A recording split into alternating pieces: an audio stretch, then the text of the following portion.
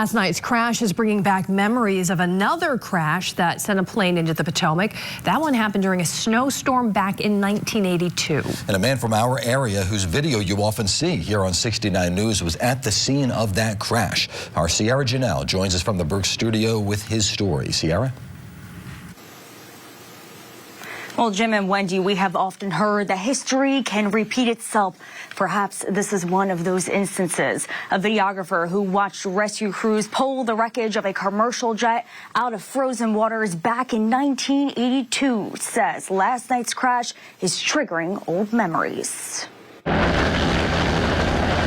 Potomac River was icy. It was very cold out. A similar chill fills the air more than 40 years later. It was just an eerie scene. Tom Kelly turns the pages of an encyclopedia, recalling a darkened day back in January 1982. He lands on a black and white photograph he captured. You see an airliner so many people lost their lives on being pulled out with a crane. This is the first glimpse of the airplane when they took it out of the water after the crash.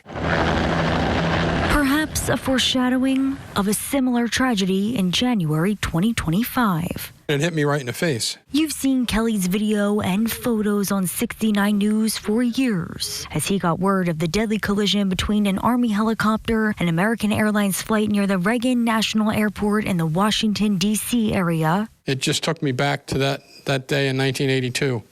We were talking, a long time ago. It was January 13th, 1982, when Kelly heard an Air Florida Flight 90 crash into the 14th Street Bridge in D.C.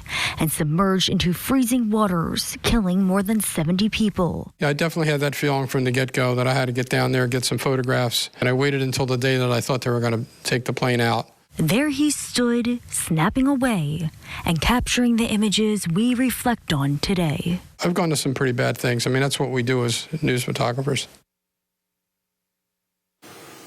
And the NTSB says the cause of the 1982 crash was determined to be pilot error and improper de-icing issues. Officials say last night's crash is still under investigation at this point. Jim, back to you.